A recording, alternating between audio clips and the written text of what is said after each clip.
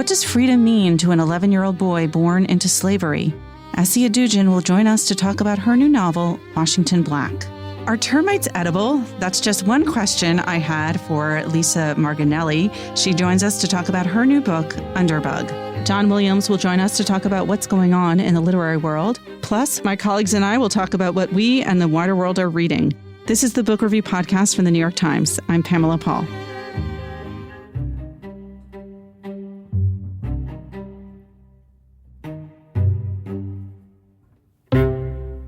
Essie Edugyan joins us now from British Columbia. Her new book is called Washington Black. It is reviewed on our cover by Colm Toibin, and it is her second novel to be longlisted for the Man Booker Prize. So I'm very excited to talk to her. Essie, thank you so much for being here. Thank you for having me. Let's start with the title character. It's an eponymous novel. Who is Wash Black? Washington Black, his name is George Washington Black, but everybody who knows him calls him Wash. He's an 11-year-old field slave who was born into slavery on a Barbados plantation. And he's somebody who's known no other life. And so when he gets unexpectedly invited to live in the quarters of his master's brother, a man called Christopher Wilde, he's utterly terrified, but this ends up completely transforming his life. Because Christopher Wilde is a very unusual for a white person at that time and in that place. What is he like? So Christopher Wilde is the black sheep of his very wealthy English family, and it's a family that's had a long history in the slave trade through his mother's side. But he is, he's entirely different. He's a naturalist, he's an explorer, he's an inventor, and he's also an abolitionist. And so he's somebody who's, just completely unlike any other white man that Washington has ever met. And how does their relationship begin and then evolve? Christopher Wilde is the brother of the new master, the new planter at Faith Plantation. And he arrives on the plantation with his brother, who's there to take up the helm from their uncle who's passed away. And so his role there is that he's been working on a sort of, a very rudimentary aerial contraption, and that he calls the cloud cutter. And he's been working on the design of it for a while. And he sees in this trip to Barbados an opportunity to, I guess, in some way have free labor to actually put the craft together, but also, a place to launch it from. And how does the relationship between Washington Black and Christopher Wilde develop over the course of the novel? Christopher originally, or he was called Titch in the novel. So Titch chooses Washington to come and live in his quarters because the choice at first is fairly sort of basic and almost in retrospect, kind of a cruel reason, which is that he sees in Washington somebody who will make, his weight will make for perfect ballast for his cloud cutter. But when Washington goes into his home and starts to become his assistant and assist him in, because he's also a naturalist, so he's looking at the sea life and all of that area, Washington becomes his assistant and is the one who's essentially left to document what they've done for the day. And he learns that he has a really natural aptitude for drawing, for making depictions of natural life, and especially sea life. And so it's a real gift that he gets in being obviously removed from his previous life, and that he understands that he has something to offer the world. And this really gives him a sense of his first stirrings of personhood and of being a fully realized human being. The book has its roots in a real historical incident, and I'm curious what drew you to it and how did the novel evolve from there? I had originally thought I was writing a novel about the Tichborne claimant trials, which, just to give a bit of background, was this very infamous series of criminal trials in the 1860s and 1870s England, in which the scion of a very wealthy family from the south of England, he went missing at sea. He was a bit of a dandy and and just an all-around kind of ridiculous sort of person. Mm-hmm. But he ended up being shipwrecked off the coast of South America. But his mother, who was one of these, very doting, aggressively attached mothers, refused to believe that her beloved son was dead. And so she put notices in newspapers all around the world looking for him. And she got a response from Australia, which is very interesting, years later, from a place called Wagga Wagga. And it was from a man called Tom Castro. And he said, Mom, it's me. Essentially, I've been living in Australia. I've had to assume this name so that, nobody, I guess he put it that, he didn't want people to, fortune hunters to be coming to him. And he said he'd been living as a butcher, but that he was ready to come home and take up his mantle as, the head of the estate. It was a very kind of crazy story, but his mother was delighted, obviously. But the person that she sent down to make the identification of Tom Castro, just to ensure that it was actually her son, was a man called Andrew Bogle. And Bogle, he was an ex-slave, and he had been taken off of a plantation in the Caribbean by a member of the Tichborne household several decades earlier, because I guess, one of the Tichborne men had been visiting a planter friend and had seen this young man and taken a liking to him, and then, decided to bring him or steal him away, because he just took him back to the family estate in the south of England. And Bogle lived out the rest of his life as a servant in that estate until his retirement in his 60s. And so I really was very interested in this story and in telling it through the lens of Andrew Bogle. But when I started writing it, I realized that I was much more interested in the psychology of a person who, had been born and raised into a very brutal life, and would have felt very predetermined and preordained that you would have had a life of toil and hardship, and that's just what your life was going to be until it came to its probably early end and probably brutal end. So to be taken out of that and brought into a place that was just, so different, linguistically, geographically, racially, and then living out that life. And that I realized was what was very interesting to me, and what kind of ghosts and pain and what he had been carrying into this new life, and what were the hardships of this new life as well as the pleasures of being free. So what did you retain from that original historical story? The themes, obviously, that particular aspect of it, but was there any, Tichborne, did that become the nickname for Titch? I think that's pretty much the name Titch, as well as this impulse to show that shift in a life for Andrew Bogle. Those were pretty much the only things that remained from the original story. But you did a lot of research for this novel, not just about that story, which sort of got left behind, but certainly into the development of hot air ballooning. Can you tell us a little bit about the historical research involved in writing the book? I read very widely, and as you mentioned, I read everything from obviously books about slavery in the Caribbean, and in Barbados in particular, to books about the history of aerial contraptions, so hot air ballooning. And there's a wonderful book by Richard Holmes called Falling Up, which is essentially a history of hot air ballooning, which is just, it's so wonderful.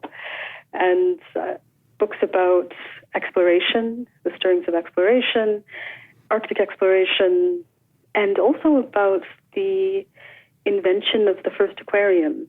And the history of how that came together was just so fascinating. This is your third novel that's historic fiction. The first two were sort of mid-20th century. You went back kind of another 120 years at the beginning of this one. What draws you to writing about the past in your fiction? I think because we can see the ramifications of these histories. So it feels, in a sense, as though there's some closure, and then it feels like it's, I have a safe entrance into it. But it's almost like it's a way for me to explore issues I'm concerned about currently, in a way that feels, like I understand how it ended. So I think it would be very daunting for me to write a present-day novel, and that's probably something that I should try, because it would be such a challenge. But, looking at Washington Black and the things that I was working through, it's, ideas of racial inequalities and racial injustice, and also people hardening themselves against the suffering of others. These are things that we're obviously dealing with currently. Is that important to you, this idea of challenging yourself with each book? Is it that temptation then to turn to the present because it would be a challenge? It's paramount for me to always be changing gears and shifting and trying something new, whether that's structural or the actual material tackling. I feel I would be repeating myself if I kept tackling the same material, but probably be a good thing to try and write about the present, because that would be so challenging. In between the novel Half-Blood Blues and this novel, you did write your first nonfiction book, Dreaming of Elsewhere, Observations at Home. Was that also about challenge, or turning to nonfiction? Somehow I didn't find that to be a huge challenge. It felt like there was something quite natural about it. I think it almost grew out of this kind of writing in a journal, sort of writing one's personal impressions. That's where it grew out of, and then obviously digging deeper into history to kind of anchor these thoughts. But that felt completely natural, somehow, not as much of a stretch as I had thought it would be. What is Dreaming of Elsewhere about? So Dreaming of Elsewhere is kind of a suite of essays, but it's just a larger essay about ideas of home and belonging, and how we can construct these for ourselves, and they don't have to be imposed upon us, and that belonging consists of many things, and that we can, in a sense, choose our homes. You are writing as a Canadian writer, but also from the perspective of an immigrant. Is it your parents immigrated from Ghana? And you write about or explore themes of immigration and migration in your book. I'm just curious, how do you think your perspective as a Canadian writer might differ from the way American writers write about these themes, which are also very present right now in contemporary literature? I think we were raised with this idea in Canada, in the schools as being distinct in that we are, they call it the cultural mosaic, as opposed to the melting pot of the United States, which, always kind of feels a little bit self-congratulatory, I guess. Right. I'm writing very much from the perspective of having grown up, I'm a Canadian, and the population of Black people in Canada has never been greater than 2.5%. And I'm also a Western Canadian Black woman, which is rarer still. And so I think, I grew up on the prairies. I'm from Calgary, Alberta, and I grew up there in the 80s. So this was a time where there was very little diversity. I know it's quite a bit different now, and so I think this really did angle my perspective in that, when it came to pursuing subjects for my books, I guess if I kind of look at them from a distance, I'm always looking for the story that's a little bit hidden. That's the story that hasn't been told, the story about Black people that hasn't been told. So my first novel was about a Black township on the Alberta prairies, in northern Alberta, and it had been, there were all these little Black townships on the prairies that had been established by freed slaves who'd come up from Oklahoma at the turn of the 20th century, and And, they were very much unwanted. And as a Black Albertan, I'd never heard of this story. I was astonished and shocked to pick up a book and see these pictures of Black homesteaders. And so that was really interesting to me because, I realized that the history of Black people in Alberta, went much deeper than, the great immigration boom at in the early 70s. And so this was really fascinating to me, and I really wanted to delve into that. And I think that with every book, there's the desire to show the piece of the story that, that I certainly knew nothing about. Well, this is certainly a new and exciting story. There's a lot of buzz around this book, which is on our cover this week, reviewed by Colm Toibin. The book, again, is Washington Black by Essie Edugyan. Essie, thank you so much for being here. Thank you so much, Pamela.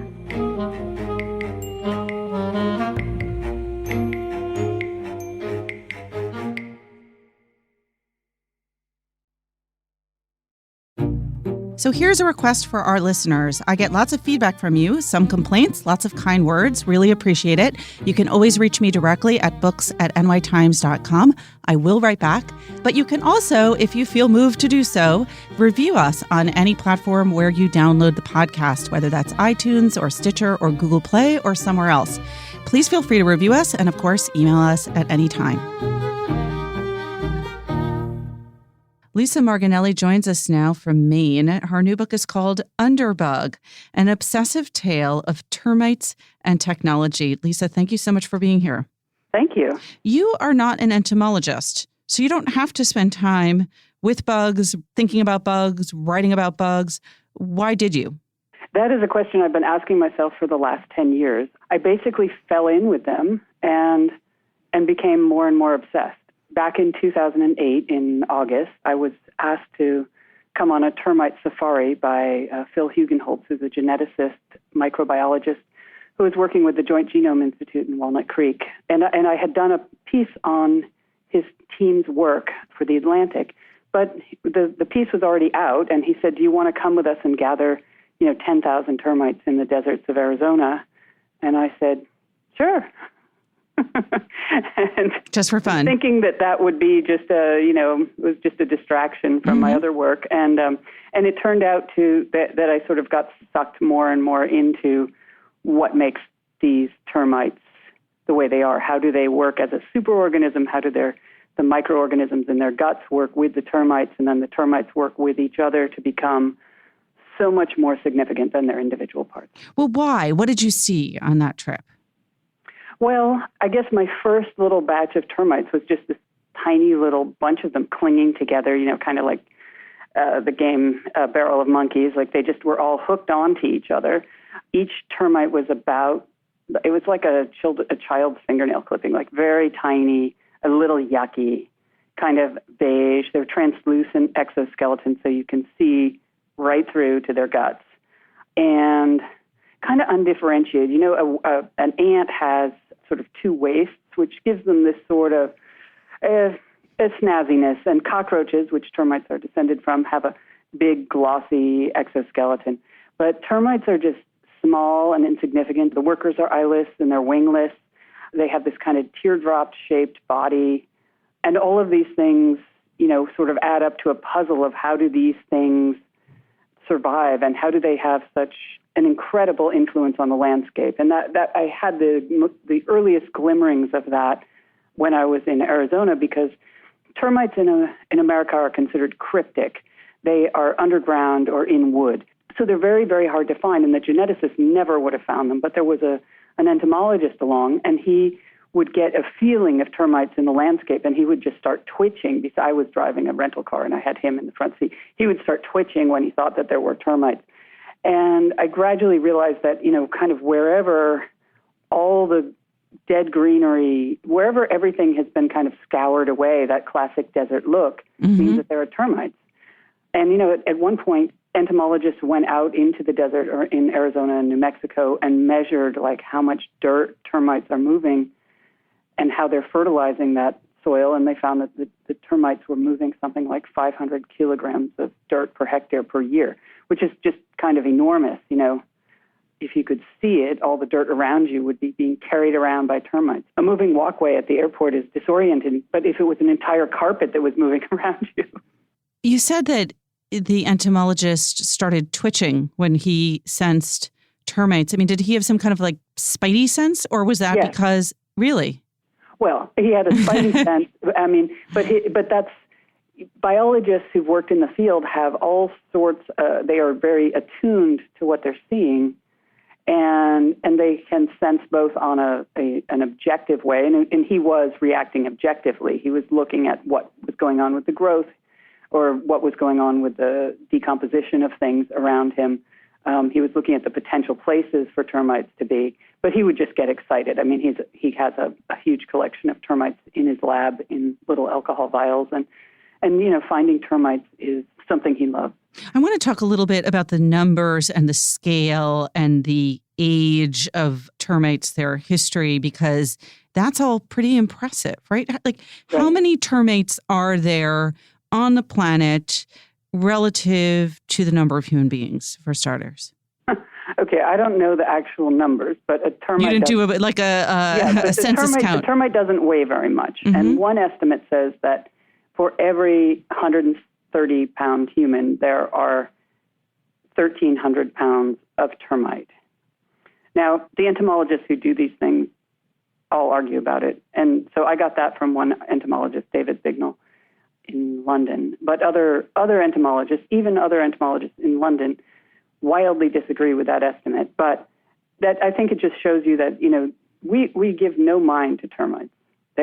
Unless you want to kill them, unless they pop out of the side of your house and you want to kill them, we really don't think about them. But they are, kind of running the world from underneath. They're, underlords of a certain type. It's interesting because we go, I think, at least in America, and maybe it's mostly in the media, but I think also in general, from sort of an obsession with one pest to another. So for a while, it was bed bugs and, of course, ticks right now, more recently, stink bugs, bees, although the absence of more than the presence of. But termites don't seem to register. Why is that? Termites do register when people want to call the exterminator. And, the exterminating business is big, and about 49% of the papers that were written over the last 15 years were about termites are about how to kill them. Right. So, it's important not to underestimate the importance of the exterminating business and the just 27 species out of about 3,000 that actually invade houses and eat things that humans care about. So on the one hand, they're a pest, and on the other hand, they are an intermittent pest. So they only hit certain parts of the country, and you only really care about them if they're hitting your house. You don't so much care if they're hitting the next, somebody else's house. So that's one thing. But they haven't gotten the kind of glamour treatment that bees have gotten. When bee scientists get money to do all kinds of things, like they feed cocaine to bees and then see if they exaggerate the amount of pollen that they found in a distant, and they do. It's like bees go to the disco and do cocaine, and then they exaggerate. So, but they have all kinds of setups for doing tests on bees, and there are very few setups for doing. There are special color wheels for doing tests on bees, and special holders that you can just order from lab supply places. You can't do that with termites. The scientists who I was following over the past decade have mostly had to invent their own sorts of termite rodeos and tracking systems. We worry about the fate of the bees, but I don't hear much worry about the fate of the termites. Is that because, in general, they're flourishing, or is that because they perhaps don't have as positive a role in terms of the ecosystem? And if I'm wrong on that last part, what is their positive role? Termites have an enormously positive role. One of the groups of scientists who I followed in the book, Rob Pringle and Corina Tarnita, he's an ecologist, she's a mathematical biologist at Princeton.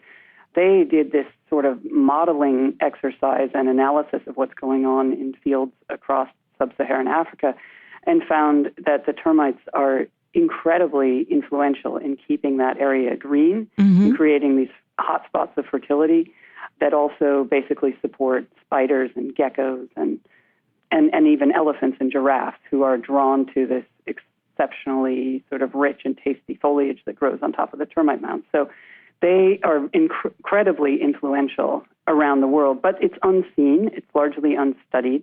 And, honestly, they haven't been seen as charismatic as bees. Bees are pollinators, and we also see them as industrious insects. Ants are also seen as industrious, and termites are seen as kind of pests, even though the vast majority of termite species are not actually eating your house. They're off recycling detritus. So I think it's unfair, but, there's a little microorganism called Crocosphera that supplies a lot of the nitrogen to seawater, and, we don't celebrate that. It makes the whole world go around. It makes our oceans the way they are, but we don't celebrate the small and the microbial and the unseen. I don't think we really have brain space for it. On the other hand, we do go a little bit overboard with bees. But bees are, the honeybee is definitely has issues in there, and bees are threatened in ways that we don't understand at this point. Their numbers are falling, some bees and some bees are not. But termites, we have almost no data on. So we know where termites come in, say a new species comes to Louisiana and starts to invade and shows up on exterminators' radar and the Extension Service there. But what we don't know is what termite species are falling. We don't count them. We really have no idea. There's one study that was done, I think in Indonesia, found that once the forest was cut down and land was replanted, the area lost something like 13 species of termites, and just one or two survived. And one of the things is that the termites that are suited to living with human disturbance are also the ones that want to eat our houses. So in the future, we are going to influence or draw more pesky termites to us, which will make us think that the world is full of pesky termites, but this is not the case. You mentioned earlier that there are more than 3,000 species of termites. I think that's probably news to most of us who just think of termites as a kind of singular wood-eating creature. But you also said that they are descended from cockroaches. So are they a kind of cockroach? How are they different?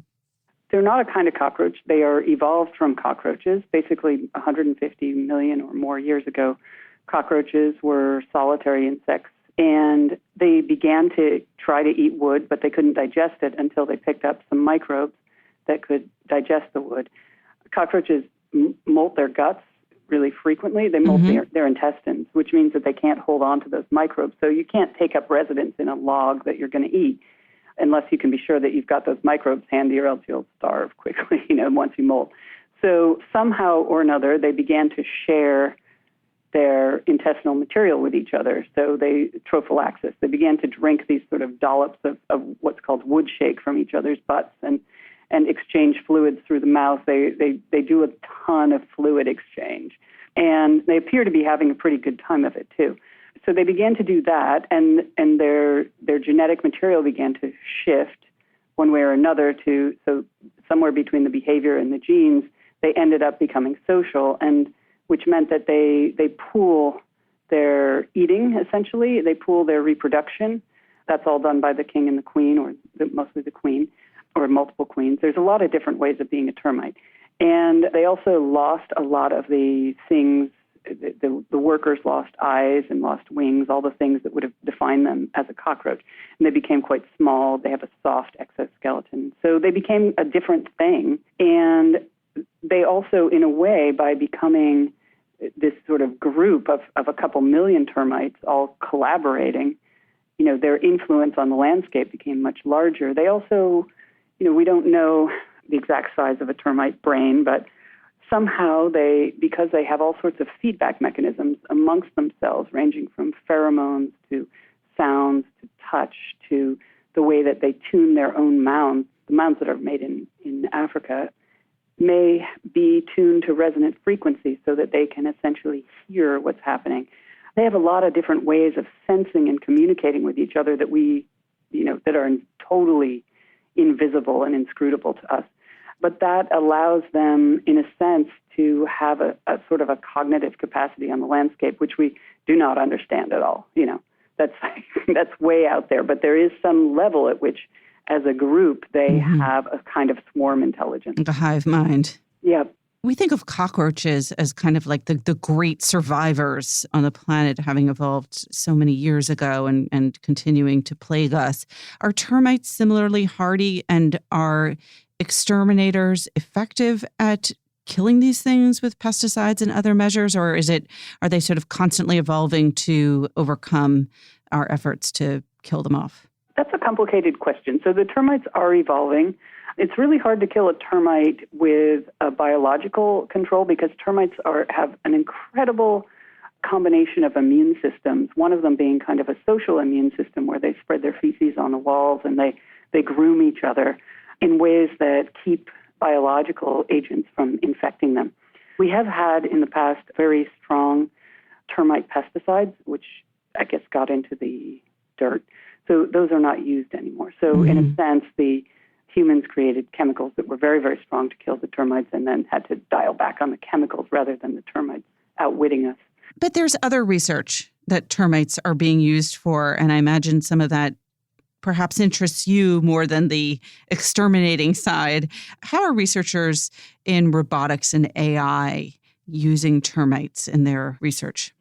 So I started following or visited a researcher in Namibia named Jeffrey Scott Turner, who's actually with SUNY in New York. And he had been studying how termites build mounds for about 20 years. And then he hooked up with a bunch of roboticists from Harvard, led by the principal investigator, Radhika Nagpal at the Wyss Institute. And Radhika's team builds robots, but they also observe termites to figure out how they can kind of get inspiration for building algorithms that would do either autonomous building. When a whole bunch of termites build a mound, they don't set out with an idea of a mound. There's no mastermind. There's no plan. Instead, one termite sets down a ball of dirt and another termite sets down a ball of dirt next to it.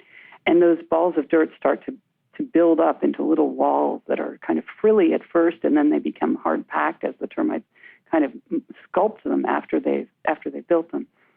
So the question is, how could we do that? If we could make robots that could build in difficult and unfamiliar environments, we could, for example, send a robot into the Fukushima reactor in Japan and wall off where the radiation is, or send a bunch of robots in to wall off where the radiation is or where the radioactive water is starting to breach. You could send them to Mars, or you could send them to war zones in unfamiliar places, and they could build a shelter for people or for robots.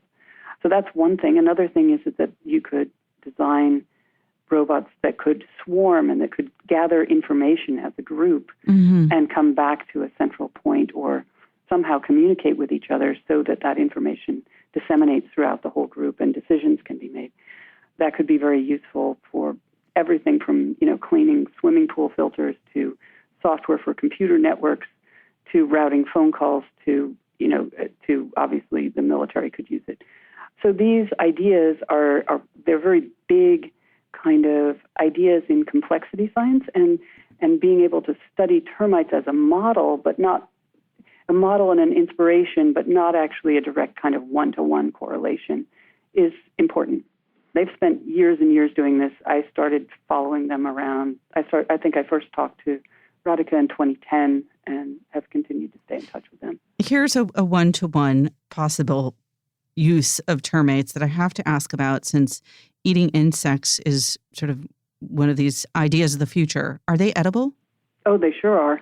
In fact, the alates are edible, and that's the sexual reproductive. Every year, or several times a year, depending, termites burst out of their colony, their mound, wherever they might be underground, they might be in the side of your garage, or they could be in a tree if they're in South America.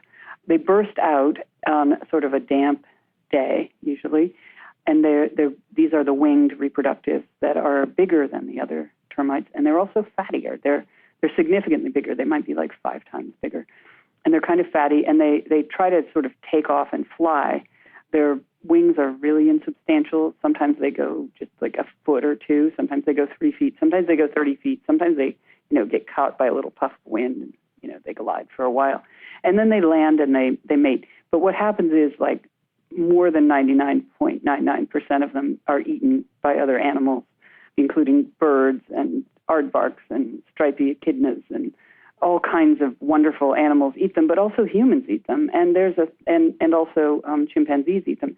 And there's a thought, there's at least one paper that suggests that possibly the process of fishing termites, fertile termites, out of mounds and eating them gave early pre-humans a shot of a more complex carbon and fat and protein that allowed our brains to grow. So in a sense, you could blame humans on termites, but you'd be going too far. All right, here's another very human-centric question, which is, I'm curious, I also wrote a piece for The Atlantic about 10 years ago on bed bugs, which were fascinating to me until, of course, I subsequently got bed bugs.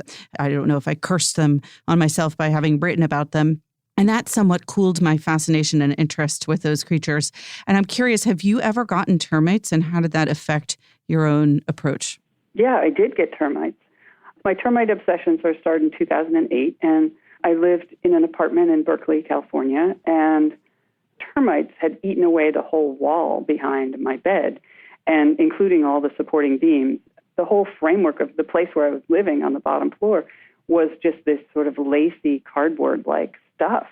And then I thought that was kind of funny because, everybody else who thinks about termites is all concerned about them eating your house. And I was like actually kind of enthusiastic that I'd found them behind the bed, like, oh, amazing, look at them.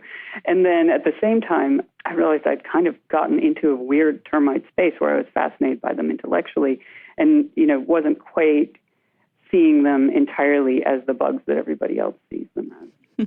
Well, clearly you have your own point of view on termites. Lisa, thank you so much for being here. Thank you. Lisa Margonelli's book is called Underbug, an obsessive tale of termites and technology, which our reviewer described as mesmerizing in the book review this week.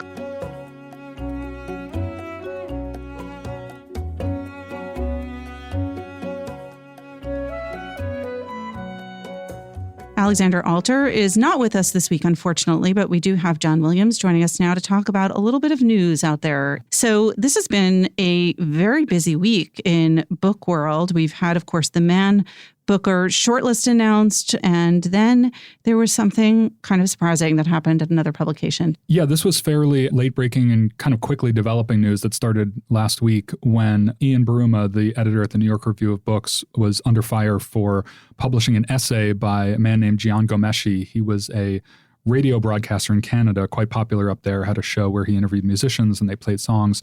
And he was accused a couple of years back of sexual assault by several women. And he was acquitted of charges in 2016. More than 20 women. Yeah, more than 20 women eventually came forward. I'm not sure that those were all official charges in court, but several, I think, accused him legally. And he was acquitted of the charges. And now, it being a couple of years later, he had an essay in the New York Review of Books, this very sort of august and literary and very left-leaning magazine, about how he's felt like a pariah since he was charged and how no one will speak to him in public and he's been cast out and can't find the same kind of work, et cetera. And people online thought that it was kind of self-pitying. They wondered about the judgment of having him write the piece. And then this week, Buruma was, it appears, asked to resign as the editor of the New York Review of Books. An interview that Buruma gave with another publication, the online magazine Slate, was also kind of instrumental in this process. What happened there? Yeah, it's hard to know exactly, obviously, the dominoes that fell, but I think that was very instrumental because on late last week, very quickly after all of this had broken, he talked to Isaac Chotiner, a reporter at Slate, and was asked essentially his thought process behind the piece. And he, according to social media and people who reacted there, he didn't come across well. And one of the things he said when pressed about the charges that had been levied against Ghomeshi, he said, "I'm no judge of the rights and wrongs of every allegation. How can I be?" And then he said later, "The exact nature of his behavior, how much consent was involved, I have no idea, nor is it really my concern." You profiled Ian Buruma when he took over the New York Review of Books from the long-standing editor, Bob Silvers, after his death. And of course, he's his co-editor for a long time, Barbara Epstein. Right. Silvers had died earlier in 2017, and there was a little bit of a period where they didn't have an editor. And then Buruma, I think, officially took over after Labor Day. So it's been about exactly a year that he was at the helm of the magazine. Oh, wow. And had he brought changes to the magazine? Was this an outlier in terms of what he had done there? when I talked to him, he made sounds about making changes. I wouldn't say that he made any radical changes. The design of the very retro design of the publication hadn't really changed. A lot of the contributors seemed to be the same. If there were going to be more major changes, I think they would have maybe shown up over a longer period of time, but I don't think anyone thought of it as a sea change, really. But this, I think, stood out for several reasons. I mean, Ghomeshi is not a very literary figure. So in this magazine, it was a little curious why he would have a platform like this. And also several people mentioned that it doesn't really publish these kinds of personal essays a lot. It's a very circumspect magazine, a lot about sort of scholarly subjects and political subjects, high literary subjects. So this kind of very conversational self-analysis isn't really part of its usual package. And I think that's partly why this stood out so strongly. And the New York Review is owned by a family, right? The Hedermans, and with Ray Hederman as its publisher. Yeah, it's published by Ray Hederman. Do we have a sense of what happened? Was he fired? Did he resign, Imberuma? We don't. I think from the reporting that the Times has done, it seems fairly clear that he was asked to resign and then resigned. So I would say most people would think of that as being fired. So, but we don't know much about the behind the scenes machinations yet. But has Buruma made any statement about what's taken place? He has briefly. There's this morning now being reported that he was born in the Netherlands, and he apparently spoke to a Dutch outlet, and he said in part that he had been, quote, convicted on Twitter without any due process. He also said that university presses who advertise in the New York Review, he claims that they were threatening to boycott because they feared adverse campus reactions to the Ghomeshi piece, which is interesting because there are other rumors that, university presses were threatening to boycott just simply over the piece. And so he's trying to position it as they're worried about overly sensitive people, whereas I think other people say, well, they were just worried about their own feelings about the piece. All right. Well, lots afoot at the NYRB, as they call it, not to be confused with the NYTBR. No, not at all, please. Which occasionally happens, alas. John, thank you so much. Thanks, Pamela.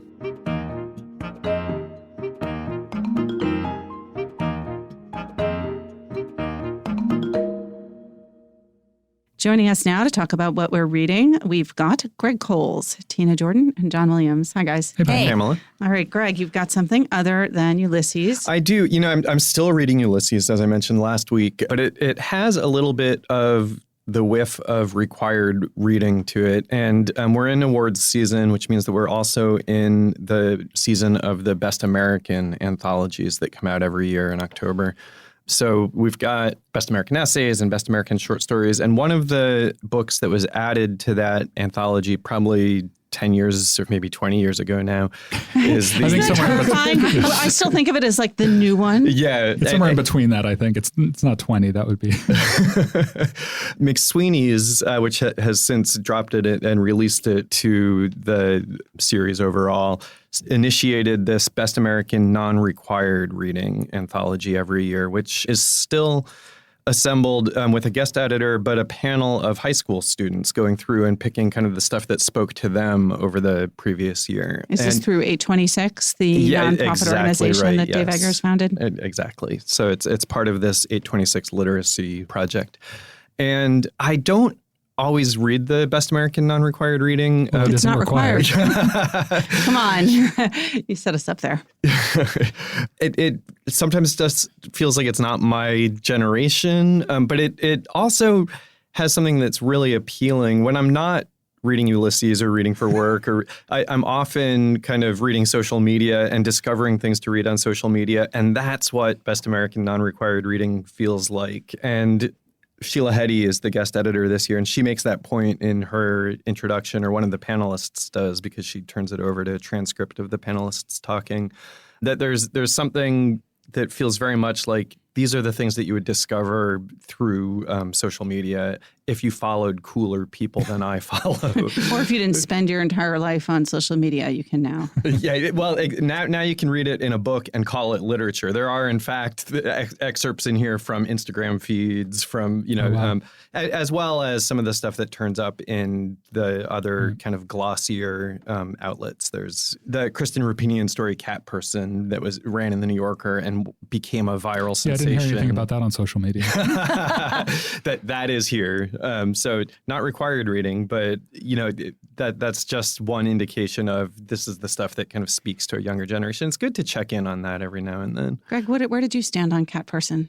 I really liked Cat Person. I liked the kind of emotional nuance of it. I thought that it reminded me a little bit of the Ian McEwan's Chesil Beach, which is, just an argument between two people who really, like each other, but it kind of the psychological, bringing their own baggage to the relationship. And that's what Cat Person was to me. It was two people with a lot of baggage, obviously not in a committed relationship. That was kind of a one-night stalkery stand kind of thing.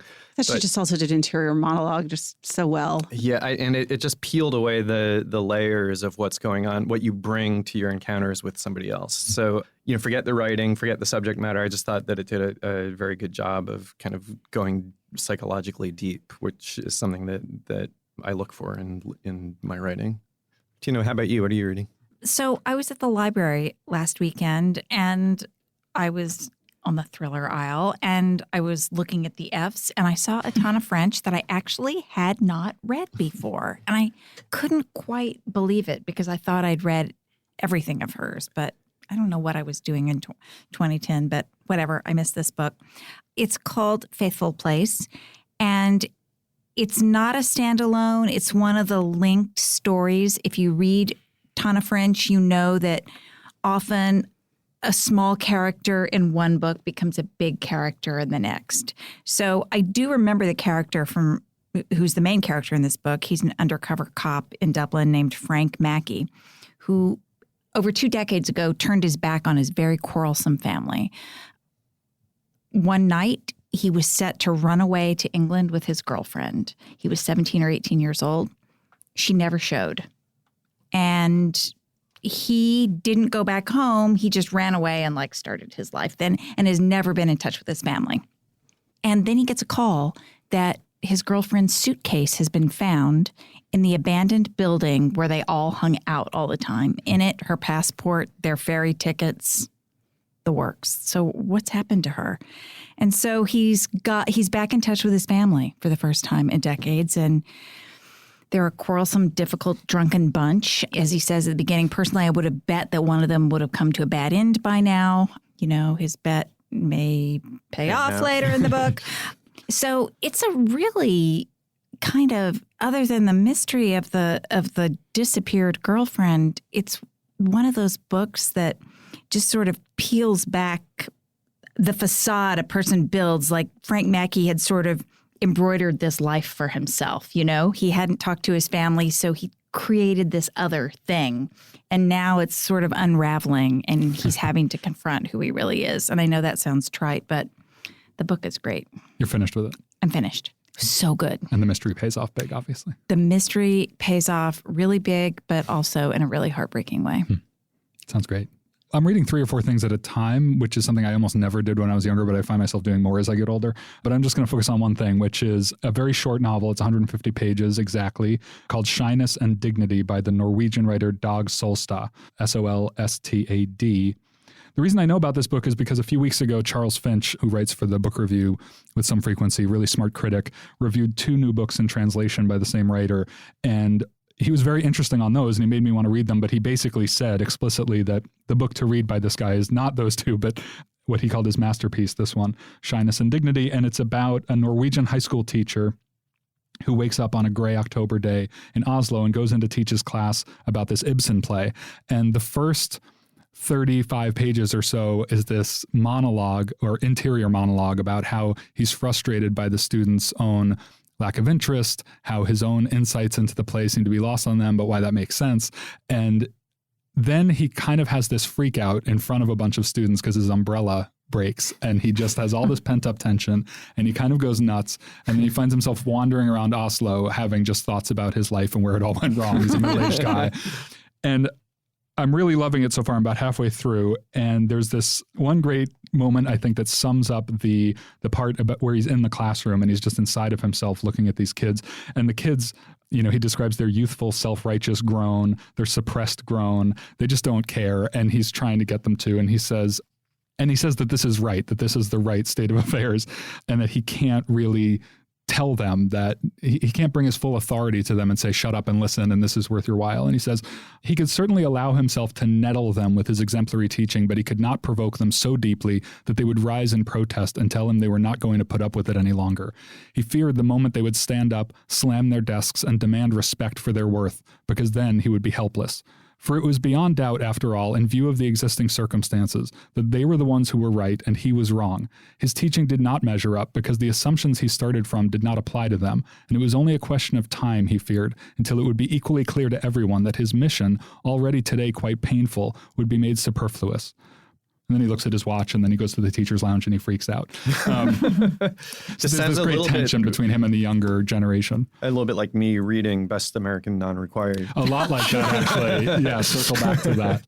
Pamela, I think you're juggling a lot of different things, too. What are you going to talk about this week? Well, I'll talk about 2 nonfiction books that I've read recently. I've been doing quite a bit of traveling in the last month. I think I was out of the country more than I was in. I'm just back from Greece, mostly Athens, for work, where the Times had a conference on democracy.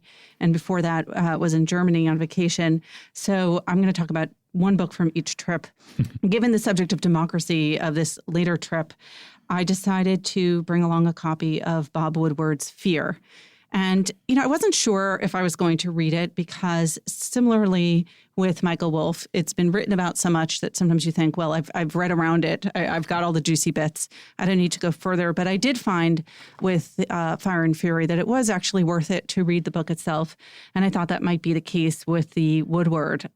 I definitely agree with Dwight Garner's critical assessment of the book and that it feels largely unedited. But the advantage to that in an odd way, in its sort of sheer repetitiveness and lack of organization, is that kind of seems to encompass what's going on in the White House itself. So you almost become, it's almost an immersive experience where you're like, wait a minute, they're having that dispute again. Like they've already had that trade discussion and you already had, people swiping things off the desk. And the other thing that I think made it worthwhile is whereas Fire and Fury of course, came out now nearly a year ago, focused on the kind of sheer, disorganization and emotional chaos of the White House during its first months. This book focuses more on how that chaos plays out in the day-to-day attempt to formulate and enact policy. And so, some people have noted that it's very focused on various issues in foreign affairs and trade. And that sounds kind of boring, but it is fascinating to see the kind of dysfunction that Woodward describes. It's hard to think of 2 writers who have more different tones and methods of operation than Michael Wolff and Bob Woodward. Yes, so yes. And Wolff was, Wolff is more of a stylist, a little more flamboyant, more fun to read. Woodward, of course, you'd feel like you're getting something that might be somewhat more factually accurate. And yet they both tell the same story. Right. Well, it's interesting. Not entirely, because Woodward's carries out a little bit further down the timeline, of course. And also, I think that Woodward is genuinely interested in how does the government function in this atmosphere. This is not a book about, it's Jared versus Steve Bannon versus Reince Priebus versus Ivanka. That's not really what Woodward is interested in. He's more interested in that Trump will often agree with the last person who comes in to talk to him and then will often contradict himself, and what it's like to actually try to work in an atmosphere like that where you have just a sort of constant chaos, and you will think that you have managed to persuade him of something only to find out that, the very next day you're back at ground zero and you have to start all over again trying to persuade him, to do something or not to do something. So everyone wants to be the last person on his schedule for the day. Yes, basically. And then hope that, action is taken or not taken as a result. So that was in direct contrast to a book that I read for pleasure when I was in Germany, which was a memoir that came out earlier this year by a woman named Christy Watson, who is a novelist in the UK. But this was more of a memoir and a general book about what it's like to be a nurse. It's called The Language of Kindness. And she was a nurse for 20 years before she became a full-time writer. And part of it is about her own personal story and how she became a nurse with relatively little training early on, and then her kind of initiation into nursing, and then a larger attempt to kind of describe the origins of nursing and how it functions in the UK. But I just found it, and Tina, I think you read it too. I right? did. I found it totally fascinating in the same way that Studs Terkel's working is fascinating, and that it's a window into a world that I really didn't know anything about. I've read a lot of books about doctors and medicine, but none from the perspective of a nurse. And it just to get people curious, it's, she tells you sort of what it means when the nurse says X, like what the nurse is really saying, I don't know if I want to know that. It's a little scary, but there's a lot of emotion and humanity to the book. Right. I found myself in tears or near tears on several occasions while reading it. Did you have that same? I did. And she's a Costa Award-winning novelist, and to have somebody who's so good with words describing these very emotional scenes in the hospital where people are very ill or dying, it's tough. And it's interesting, too, to find out like how an ER nurse is different from a surgical nurse, and how a surgical nurse is different from someone who works in the oncology ward versus someone who works in the NICU for premature babies. Mm-hmm. And her specialty for most of her career was with children, which she says, people thought, wouldn't that be depressing and upsetting? But she actually argues the contrary. One story that I found really interesting, she says that in her 20 years of experience as a nurse, only on 2 occasions were sort of a support team was sent in to help the nurses deal with a traumatizing situation, even though they're dealing with life and death and everything in between kind of trauma every single day. On one occasion, it was in what they call the surgical theater operating room in the UK, when this large machine, I forget what it's called, that kind of pumps the blood in and out of a body. It's an important machine in surgery. Yeah. Well, it's called the heart. It's some kind of mechanical machine. It exploded, and blood was suddenly, the entire room was drenched in blood, and everyone in it. And so, it's like a ton of French novel. Yeah, they called in social workers and psychiatrists to help the staff get over that incident. And the other one was when one of the nurses had to bring a grieving family down to like the internal hospital morgue to see their recently dead family member. And she opened up the drawer, and apparently the refrigeration machine had broken. And so the body had decomposed. And so there in front of the whole family, they pulled it open, and it was like this ghastly, scene of decomposition. So then again, they called in, the troops. I don't know. What did you take away from it? I think what I took away from it most is really understanding that while nurses are doing basically the 24/7 tending of patients and their physical needs, they're also meeting patients' emotional needs in a way that I hadn't recognized. I mean, you have to have compassion if you're a nurse. I mean, she says the doctor comes in at 6 a.m. and he's out the door at 6:07.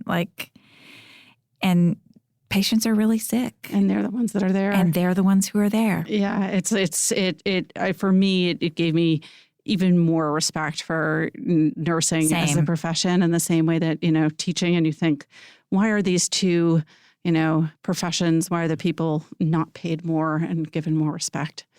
That's where I left it. Those people and book review editors. Right? Yeah, right. I was going to say, my sister's a nurse practitioner. I'm pretty sure she makes more money than I do. All right, Tina, take that up with the boss. I will. Thanks, guys. Thanks, Pamela. Remember, there's more at nytimes.com/books, and you can always write to us at books@nytimes.com. I write back.